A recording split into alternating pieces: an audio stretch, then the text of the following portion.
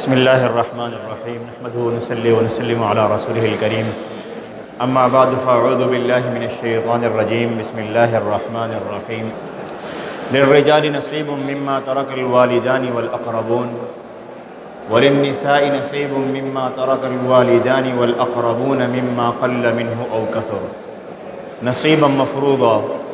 وقال النبي صلى الله تبارك وتعالى عليه وسلم يا أبا هريرة تعلموا الفرائض وعلموها فإنه ينسى وهو أول شيء ينزع من أمتي أو كما قال عليه الصلاة والسلام. معاشرت کی کچھ باتیں ہم گزشتہ 2 جمعوں سے چلا رہے ہیں اور دیندار انسان وہی کہلائے گا مکمل طور پر جو عبادات میں بھی پورا ہو اور معاملات اور معاشرت میں بھی پورا ہو. اور معاشرت ایک ایسی چیز ہے کہ جس کے اوپر پورا اترنا بڑا مشکل ہے. نماز پڑھنا آسان ہے، روزے رکھ لینا آسان ہے، حج کر لینا آسان ہے، لیکن معاشرت پر جیسا شریعت کہتی ہے ویسا چلنا مشکل ہے. کیوں؟ وجہ یہ ہے کہ ہم نے اپنی فطرت کو، اپنی عادات کو اس کے مطابق بنایا نہیں ہے. بس اگر اپنی عادات کو، اپنی فطرت کو اس کے مطابق بنا لیں تو سب آسان ہو جائے. تو معاشرت کے جیسے ابواب ہم نے پڑھے ہیں، نکاح کے بارے میں پڑھا ہے، طلاق کے بارے میں پڑھا سنا ہے.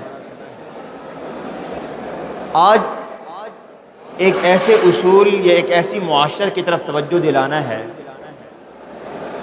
جس میں دنیا داروں کی بات نہیں ہے، بڑے بڑے دیندار حضرات بھی اس میں غلطیاں کر رہے ہیں. بڑے بڑے نماز کے پابند، روزوں کے پابند، ایسے باشرہ لوگ بھی اس کے اندر غلطیاں کوتاہیاں کر رہے ہیں. اور وہ ایک ایسی چیز ہے جس کو اللہ تعالیٰ نے خود قرآن کریم میں ذکر کیا ہے. اس کو اللہ تعالیٰ نے از خود بیان فرمایا ہے اور تفصیل کے ساتھ خود بیان فرمایا ہے. نماز کا اللہ نے حکم دیا کہ نماز پڑھو، کتنی رکعت پڑھنی ہے، کیسے پڑھنی ہے، کھڑا کیسے ہونا ہے، رکوع کیسے ہونا ہے. قرآن میں اس کا حکم کوئی نہیں ہے. یہ کہاں سے پتہ چلا؟ یہ رسول اللہ صلی اللہ علیہ وسلم کی تعلیمات سے پتہ چلا. اللہ تعالیٰ نے حکم دیا زکوٰۃ ادا کرو. کتنی دینی ہے اور کیسے دینی ہے، کب دینی ہے، اس کا حکم قرآن میں نہیں ہے، آپ صلی اللہ علیہ وسلم نے بتایا. لیکن جس چیز کی طرف میں آج اشارہ کرنے جا رہا ہوں اس کے حصے، اس کا سب کچھ اللہ تعالیٰ نے خود بیان فرمایا، سوائے چند 1-2 مسئلوں کے. بس سب کچھ خود بیان فرمایا. اور وہ ہے میراث، وراثت. اللہ تعالیٰ نے وراثت کا معاملہ اپنے پاس رکھا، خود ایک ایک حصہ بیان کیا، فلاں کو اتنا دو، فلاں کو اتنا دو، فلاں کو اتنا دو.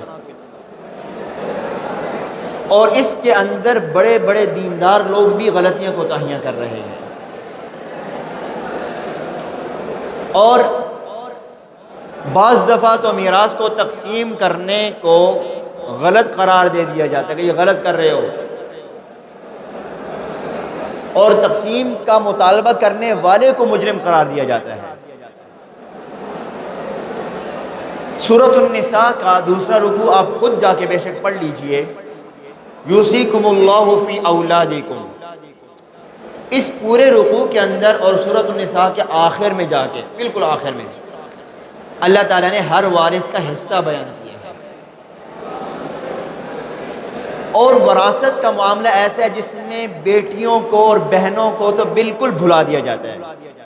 بیٹی کا کوئی حصہ نہیں، بہن کا کوئی حصہ نہیں. کیوں؟ قرآن نے کہ جس اسلوب سے ذکر کیا ہے، سبحان اللہ، قرآن کا اسلوب کیا؟ قرآن کہہ رہا ہے یوصیکم اللہ فی اولادکم للذکر مثل حظ الانثیین. یہاں کہا کہ مرد کا حصہ 2 عورتوں کے حصے کے بقدر ہے. حالانکہ بڑی حیرانگی کی بات یہ ہے، اللہ تعالیٰ نے یہ نہیں کہا کہ عورت کا حصہ مرد کا آدھا ہے۔ ذرا سوچیں کہ بات ہے کہ اللہ تعالیٰ کا جو قرآن کا جو اسلوب ہے، اللہ تعالیٰ کے کلام کا جو اسلوب ہے نا، اعلیٰ درجے کا اسلوب ہے، کوئی دنیا کی طاقت اس کا مقابلہ نہیں کر سکتی۔ تو اللہ تعالیٰ نے کیا فرمایا، یہ نہیں کہا کہ عورت کو جو حصہ دیا جائے گا وہ مرد کا آدھا ہوگا۔ کیوں؟ کہ اس سے یوں پتہ چل رہا ہے جیسے کہ مرد کو پہلے حصہ مل رہا ہے اور عورت کا حصہ اب بیان کیا جا رہا ہے، بلکہ مرد کا بیان کیا کہ مرد کو جو حصہ دینا ہے وہ عورت کے ڈبل دینا ہے۔ بات سمجھائی کہ کس طرح اللہ تعالیٰ نے عورت کے حصے کو برقرار رکھا ہے۔ اور آپ صلی اللہ علیہ وسلم نے ابو ہریرہ رضی اللہ عنہ سے ارشاد فرمایا، یا ابا ہریرہ تعلموا الفرائض، کہ میراث کا علم سیکھو، وعلموها، اور لوگوں کو سکھاؤ، فإنه نصف العلم، آپ نے فرمایا یہ آدھا علم ہے، یہ آدھا علم ہے۔ نماز، روزہ، حج، زکوٰۃ، ان کا علم ایک طرف، اور کہا میراث کا علم آدھا علم ہے۔ اتنی اہمیت۔ پھر آپ نے فرمایا وَهُوَ يُنْسَى، یہ میراث کا علم بھلا دیا جائے گا۔ وَهُوَ أَوَّلُ شَيْءٍ يُنْزَعُ مِنْ أُمَّتِي، میراث کا علم سب سے پہلا علم ہوگا جو اللہ تعالیٰ قیامت کے قریب جا کے اٹھا لیں گے، سب سے پہلا علم یہ اٹھایا جائے گا۔ اور جاہلیت کے زمانے میں جو میراث کے اندر کوتاہیاں ہوتی ہیں آج ہم وہ کر رہے ہیں۔ جاہلیت میں عورتوں کو میراث دی نہیں جاتی تھی، اور بالکل عورتوں کا میراث کے ساتھ کوئی تعلق شمار ہی نہیں کیا جاتا کہ عورتوں کے میراث کے ساتھ کوئی تعلق نہیں، بالکل نہیں، یہ جاہلیت میں تھا۔ اور آج ہم اسی طرز پہ چل رہے ہیں کہ عورتوں کا میراث سے تعلق ختم کر رہے ہیں۔ حالانکہ میراث کے متعلق 4 احکام ہیں، یہ ضروری ہیں۔ سب سے پہلا کام، کسی بھی آدمی کے انتقال کے بعد اس کے مال میں سب سے پہلا کام اس کی تجہیز و تکفین کا ہے، اس کے پیسوں سے، اس کے ترکے سے تجہیز و تکفین کا انتظام کیا جائے۔ دوسرے نمبر پر اس کے ذمے اگر کوئی قرض ہے وہ ادا کیا جائے۔ تیسرے نمبر پہ اگر اس نے کوئی وصیت کی ہے تو 1/3 میں وصیت پوری کی جائے گی۔ اگر اس نے وصیت کی ہے میرے مرنے کے بعد یہ میرے مال میں سے ایک مسجد بنا دی جائے، تو اگر مال اس نے چھوڑا ہے 50 لاکھ روپے تو 50 لاکھ سے مسجد بن جائے گی؟ نہیں، 1/3، یعنی 50 کے 3 حصے کیے جائیں اور 1 حصے کی وصیت پوری کی جائے، 2 حصوں کی وصیت پوری نہیں کی جائے گی، پوری ہوتی ہو یا نہیں ہوتی ہے، یہ شریعت کا حکم ہے۔ سعد بن ابی وقاص رضی اللہ عنہ ارشاد فرماتے ہیں کہ میں بوجھ شدید بیمار ہو گیا، غشی کے عالم میں تھا، آپ صلی اللہ علیہ وسلم تشریف لائے میرے پاس، تو مجھے تھوڑا ہوش آیا، تو آپ سے میں نے دیکھا آپ صلی اللہ علیہ وسلم تشریف فرمائے، میں نے کہا کہ یا رسول اللہ میں اپنا مال اللہ کے راستے میں خرچ کرنے کی وصیت کرنا چاہتا ہوں، سارے کے سارے مال کی۔ آپ نے فرمایا نہیں، آپ نے فرمایا نہیں، سارے مال کی وصیت نہیں کر سکتے ابھی۔ تو کہا، پھر میں نے کہا یا رسول اللہ چلو پھر آدھے مال کی وصیت کر دو۔ آپ نے کہا نہیں، آدھے مال کی وصیت بھی نہیں کر سکتے۔ میں نے کہا یا رسول اللہ چلو 1/3 کی وصیت کر لوں۔ آپ نے کہا چلو ٹھیک ہے 1/3 کی وصیت کر سکتے ہو۔ پھر آپ نے فرمایا وَالثُّلُثُ کثیر، اور یہ بھی بہت زیادہ ہے۔ تو آپ نے فرمایا اگر کسی کے بارے میں وصیت کرنی ہے تو اس کے مال میں 1/3 میں وصیت پوری ہوگی، باقی میں نہیں۔ اور چوتھا کام میراث کو تقسیم کرنا ہے۔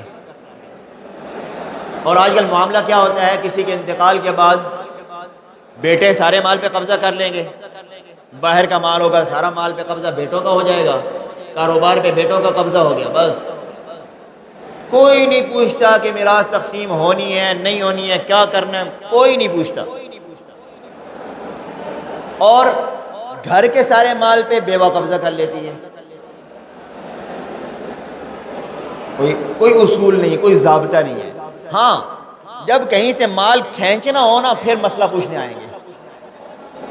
مجھے یاد ہے ایک کسی فیکٹری کے کوئی صاحب تھے، یقین جانی رات کو 10 بجے 11 بجے چکر لگاتے تھے، دارالفتاح کا 10-11 بجے رات کو لیپ ٹاپ اٹھایا ہوا اور اس میں اپنے مرحوم کی ویڈیو بنائی ہوئی کہ جی انہوں نے یہ وصیت دیکھو مرتے ہوئے یہ کہہ رہے ہیں، اور وہ اٹھا کے لا رہے ہیں کس مقصد کے لیے؟ رات کو 10 خود آ رہے ہیں، کسی نوکر کو نہیں بھیجا، خود آ رہے ہیں بار بار، کس لیے؟ جی مجھے لکھ کر دیں جی میرا حصہ زیادہ بنتا ہے۔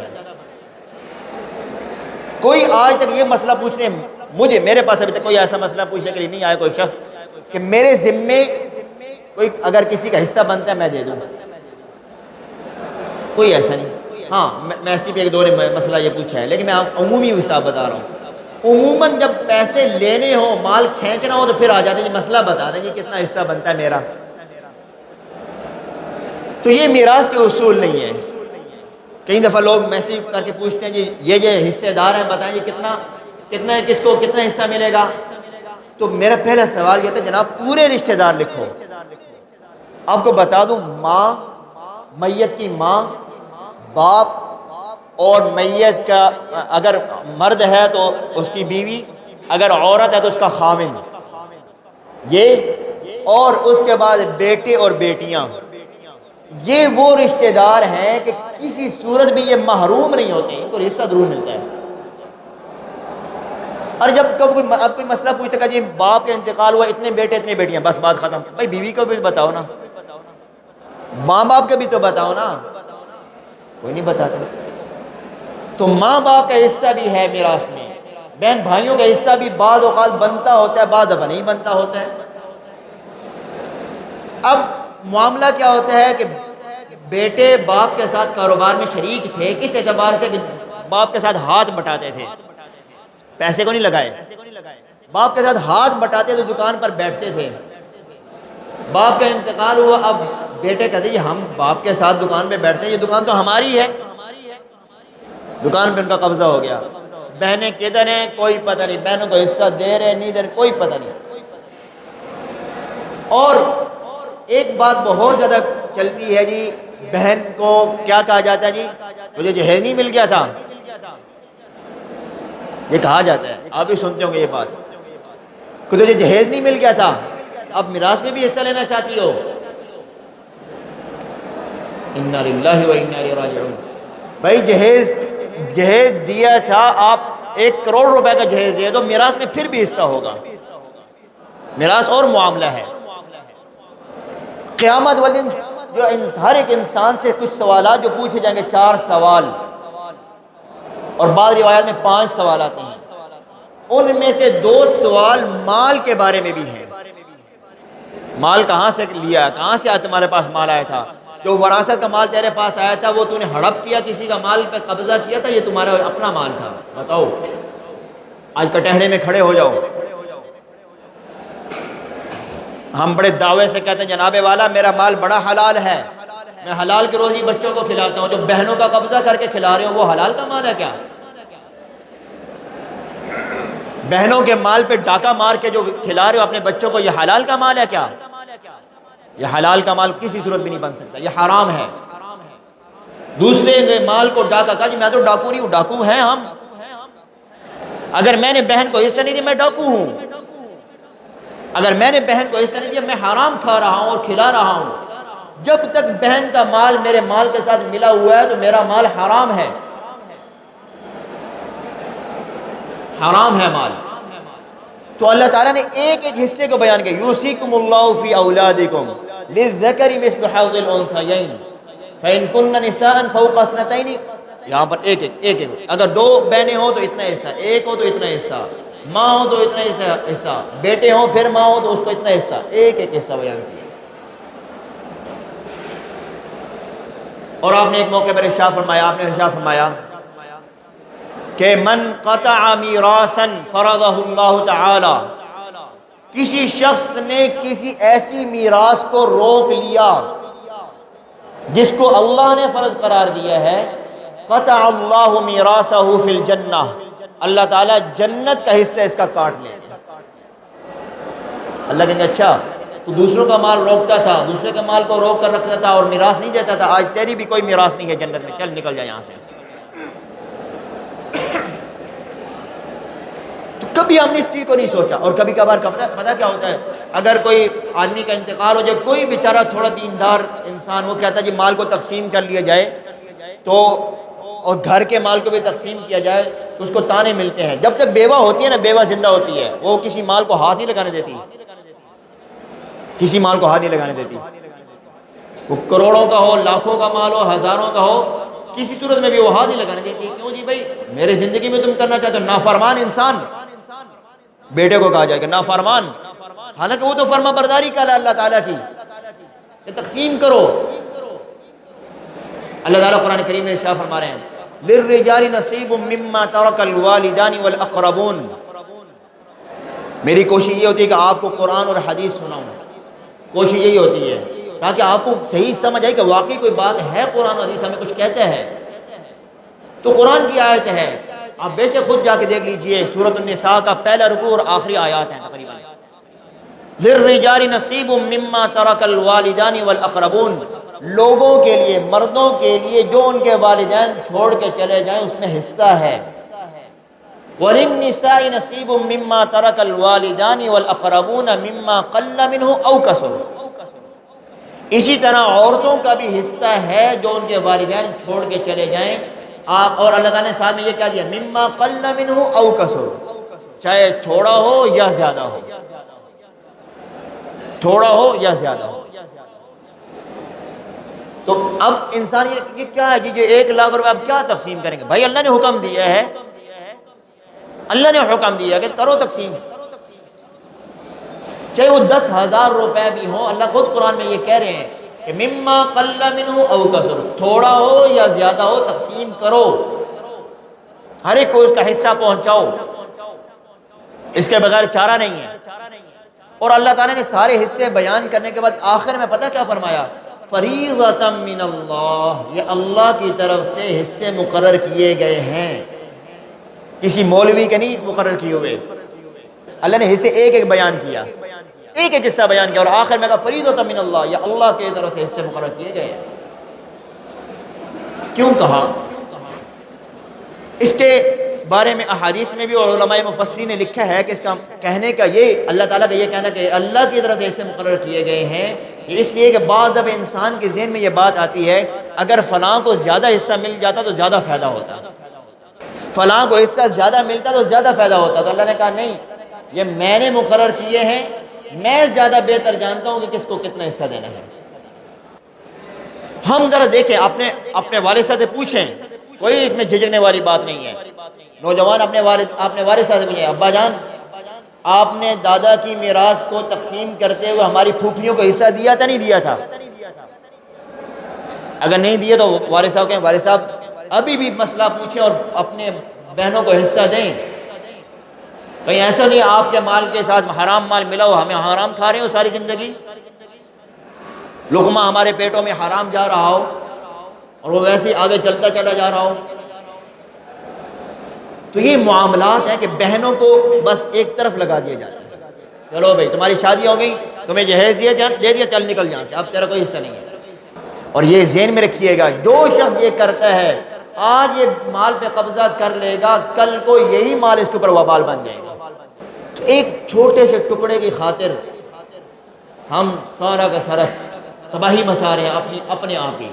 اور حدیث مبارکہ میں آتا ہے کہ ایک آدمی اِنَّهُ لَيَعْمَلُ بِعَمَلِ أَهْلِ الْجَنَّةِ، ایک آدمی 70 سال تک جنت والے اعمال کرتا رہتا ہے، جنتیوں والے اعمال کرتا رہتا ہے، اور ایک کام، ایک عمل اس سے ہو جاتا ہے جس کی وجہ سے اس کو جنت سے اٹھا کر جہنم میں پھینک دیا جاتا ہے. لَيَعْمَلُ بِعَمَلِ أَهْلِ الْجَنَّةِ، ایک غلطی کرنے پر اٹھا کے جہنم میں پھینک دیا جائے گا. ہم اپنے مال پہ نظر دوڑائیں، کہیں ہمارے مال میں یہ مال تو نہیں داخل ہو رہا ہے،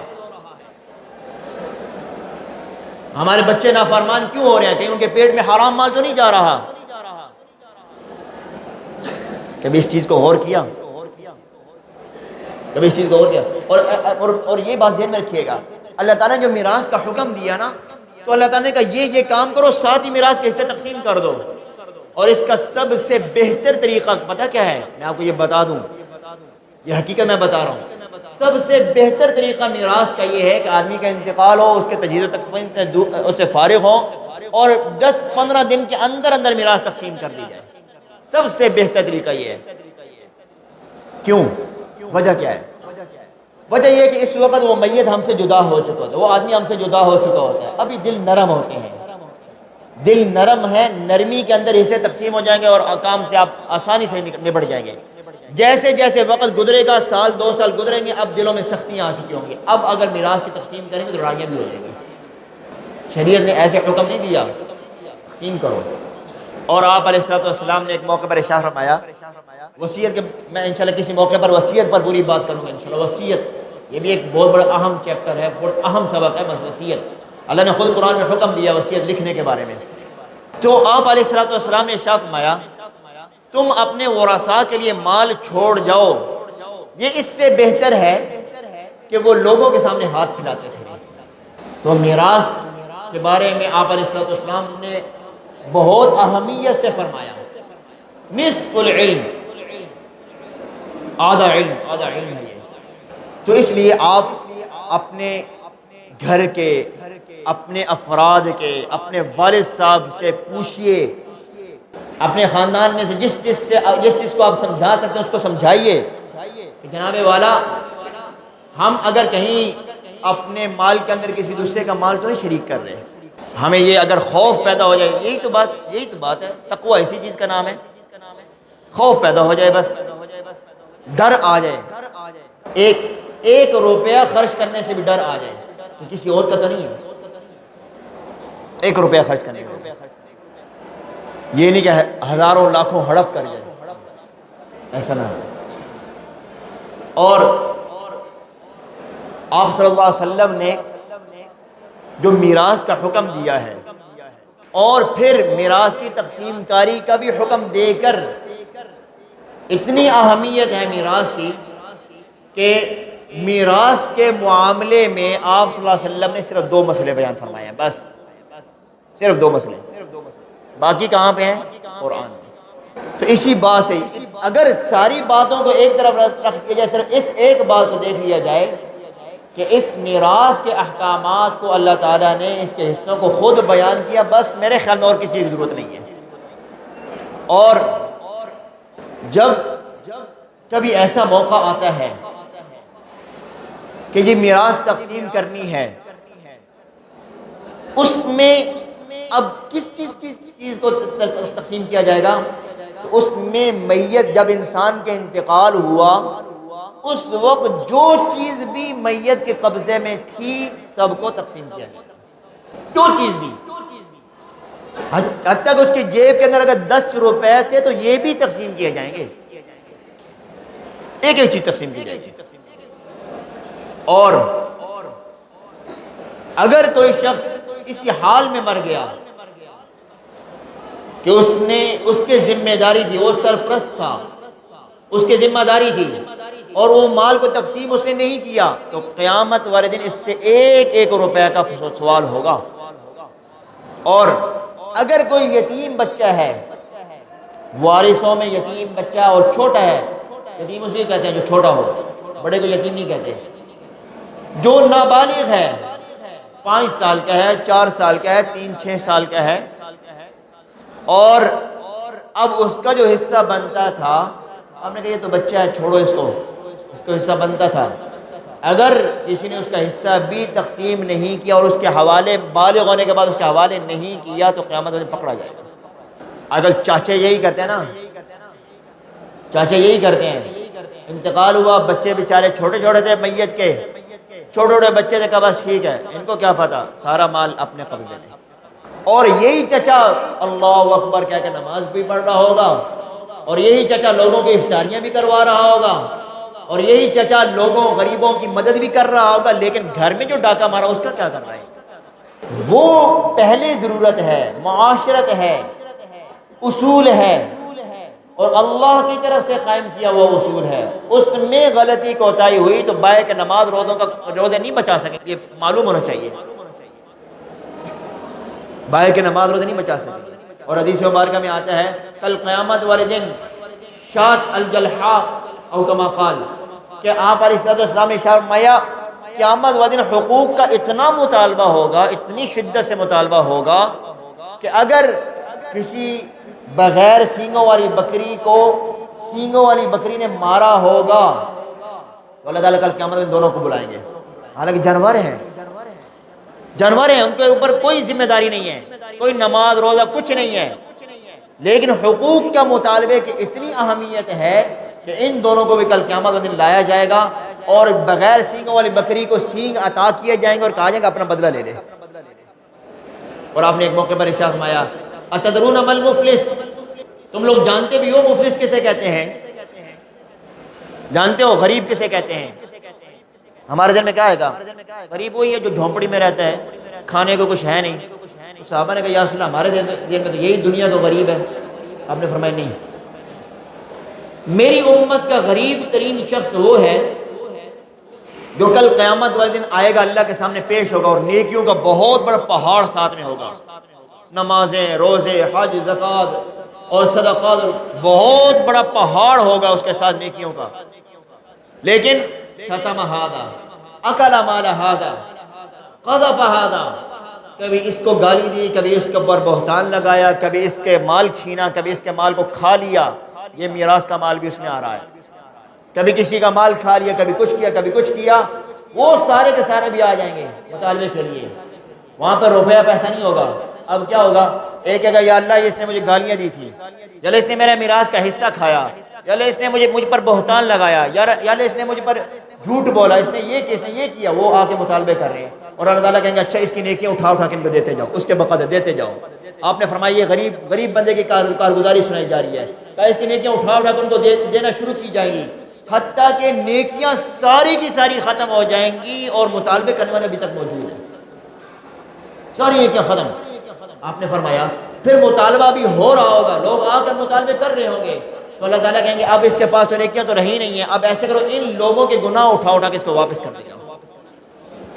حتیٰ کہ بہت سارے گناہ اس کے کھاتے میں آ جائیں گے، نیکیاں ساری ختم ہو گئیں اور اللہ تعالیٰ کہیں گے اس کو اٹھا کے جہنم میں پھینک دو.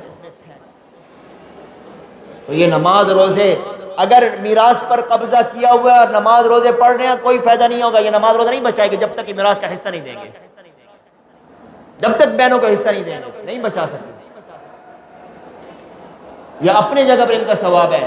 لیکن ادھر آپ نے نمازیں پڑھی 30 سال، ادھر اگر وہ مطالبہ ہو گیا 1,00,000 روپے کا تو 30 سال کی نمازیں اٹھا کے دینی پڑے گی تو کیا ملے گا آپ کو؟ کچھ بھی نہیں ملے گا. اس لیے کہ آج ہی ہم دیکھیں اس بات کو، آج ہی اس بات کو دیکھیں، معلوم کریں. ہاں جی کہیں ہمارے حصے میں کسی اور کا حصہ شامل ہے فوراً معلوم کریں. ہمیں پریشانی لگ جانی چاہیے جب تک وہ حصے کو عطا نہ کر دیا جائے چین سے سکون سے نہ بیٹھیں. والد کو سمجھائیں، ان کا پاؤں پکڑیں، خدا کا واسطہ ہمیں حرام مال مت کھلاؤ، خدا کا واسطہ اپنی بہنوں کو حصہ دو. یہ ضروری ہے، بہت اہم ہے. اس کی اہمیت اتنی زیادہ ہے جس کو بیان کی نہیں کیا جا سکتا، اتنی اہمیت ہے. تو آپ نے فرمایا کہ اس کو سیکھو بھی اور سکھاؤ بھی، اس سے پہلے کہ اللہ کا غضب آئے، ہمارے مالوں کے اندر وبال آئے، دوسروں کا حرام مال شامل ہو کر ہمارا مال بھی ضائع ہو جائے، اس سے پہلے ہم حرام مال کو اپنے سے جدا کریں. اس کی کوشش کریں، محنت کریں اور اپنی وصیت کو بھی تیار کیا جائے. وصیت لکھنا ضروری ہے، حکم دیا اللہ تعالیٰ نے. وصیت کیسے لکھنی ہے، وصیت میں کیا لکھنا ہے، کیا کام کرنے ہیں، انشاءاللہ اگلے جمعے میں کوشش کریں گے وصیت پر، یا کہ کسی نہ کسی جمعے میں وصیت پر مکمل بات کر دیں گے. اللہ تعالیٰ ہم سب کو عمل کرنے کی توفیق